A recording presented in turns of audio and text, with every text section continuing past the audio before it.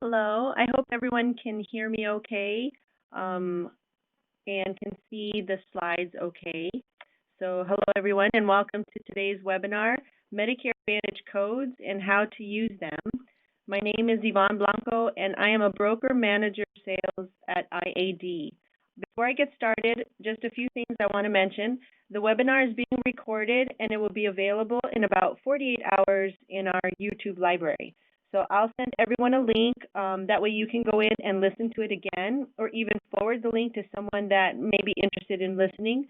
I urge you to subscribe to our YouTube so that you can receive our updates and when webinars and videos are added.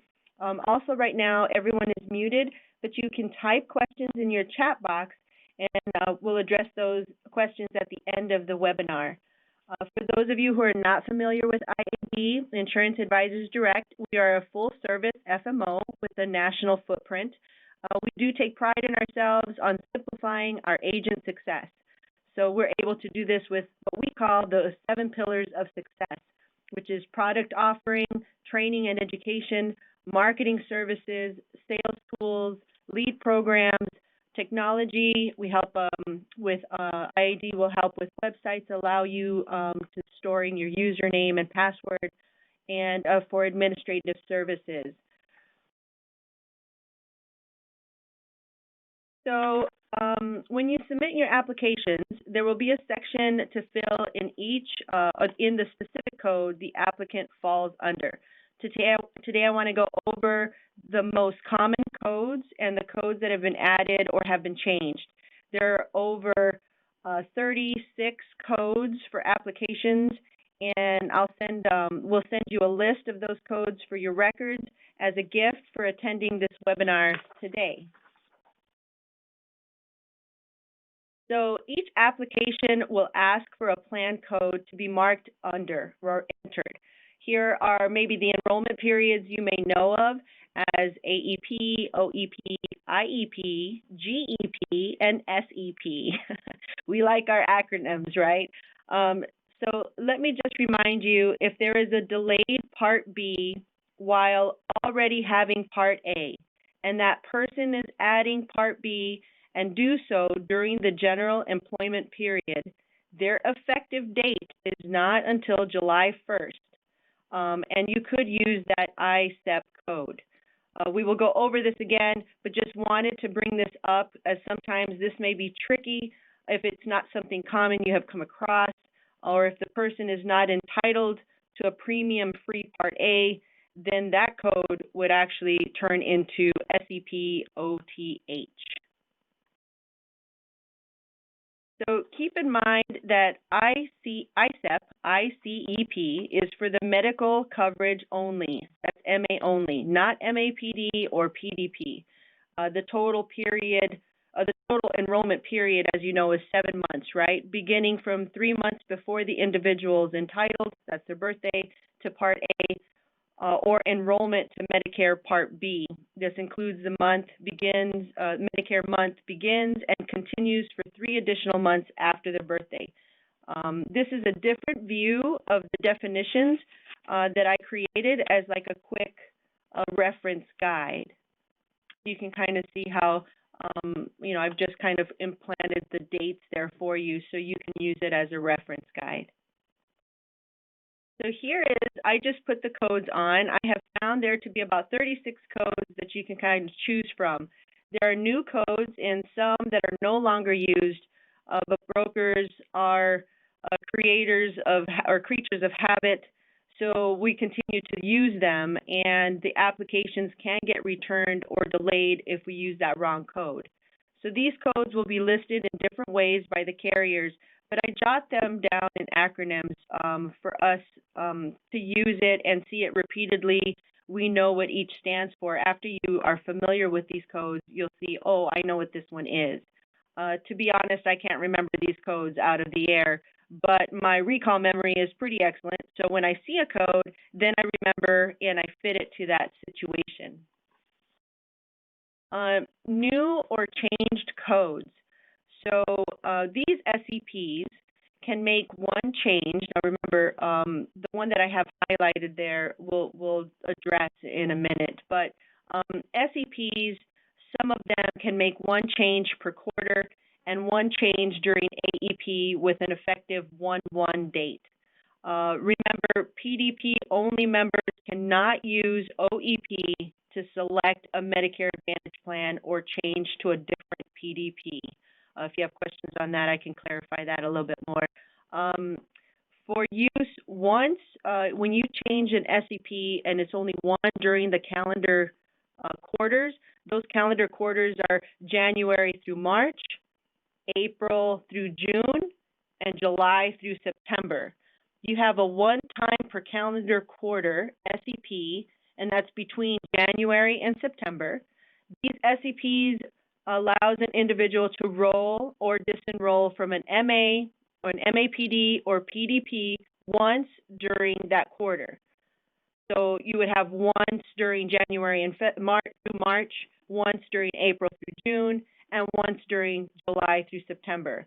This coverage is effective the first of the upcoming month, so you can't, put them in 3 months in advance. The SEP that's highlighted, I wanted to just touch. This is an SEP DST. This exists for prospects or members who, between March 1st and June 30th, were eligible to make an election, but were not able to during another valid election period because of COVID-19. So this is the code that you would be using. This includes enrollments, disenrollments, or plan change elections. If you have questions on that, please let me know. That one is can be a little bit more in detail. So as we know, beneficiaries already enrolled in a Medicare Advantage plan may make one plan change during the first 3 months of the year. That's OEP, right? So to disenroll, you can, to disenroll from that MAPD, you can return to original Medicare or get a PDP, and then that code would be SEP-OEP, and that coordinates with the OEP. The effective date will be the first day of the month following the receipt of the enrollment or disenrollment request. MAPD and MA members are not required to have made an election during AEP.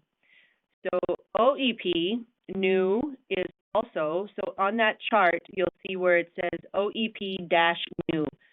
It's also available as an SEP OEP. Can get a little tricky, but to new Medicare Advantage enrollments following their ISEP, their initial enrollment period, with their Medicare entitlement.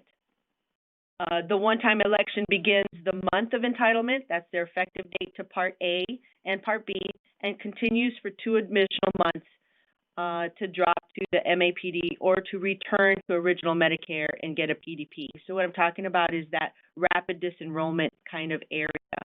Now note that MAPFS members, that's pay fee for service members, will have to submit a written request to disenroll from their plan.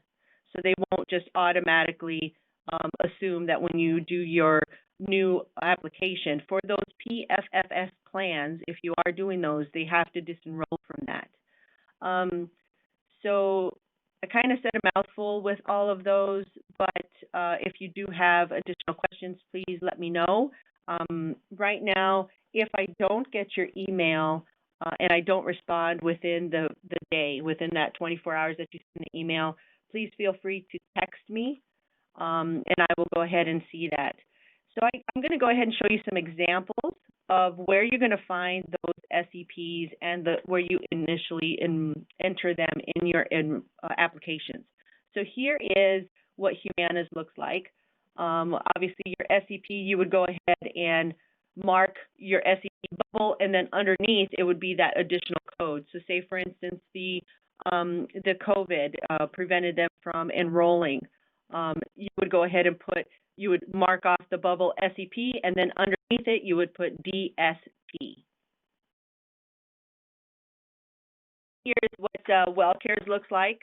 On that, you would mark, obviously, what they are, ISEP, IEP, and then, obviously, the code if you do SEP, on the boxes to the right of it is where you're going to be putting that additional 3-letter code.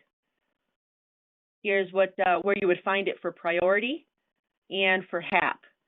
Same thing, only here you would be putting on the bottom of your HAP, see where it says SEP, you're going to put those, it's going to be usually six digits, or not digits, but alpha symbols. So it would be SEP-OTH if that's, what you're using. So I just wanted to kind of give you examples of where you're going to find them on the applications.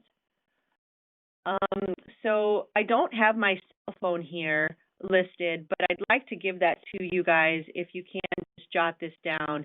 My cell phone is 520-241-0222. So you can go ahead and text me any questions as well. Email me, obviously. And if you do have any questions now, you can definitely, type in there. So at this point, if you have any additional questions, I kind of went through it pretty quick. I hope you found this webinar useful, and I thank you for taking the time to join me today in identifying your codes so that your applications do not get delayed or rejected. Obviously here, IAD is here. I'm here to help you to simplify your success. You'll be hearing from myself. If you have any questions or assistance, please contact me. I look forward to visiting with you. Stay safe. And remember, most of the carriers now have a capability to enroll or apply online. Next Tuesday, we're going to have Humana join us to show us how to do their telephonic enrollments and their e-apps that are going to be specific for just Michigan. So if you want to join us for that, please look for that invite. Remote sales are now the only way to stay safe and keep earning your commissions. Obviously, that might change, but have a great day, and thank you again for your time to joining me, and I'll talk to you guys soon.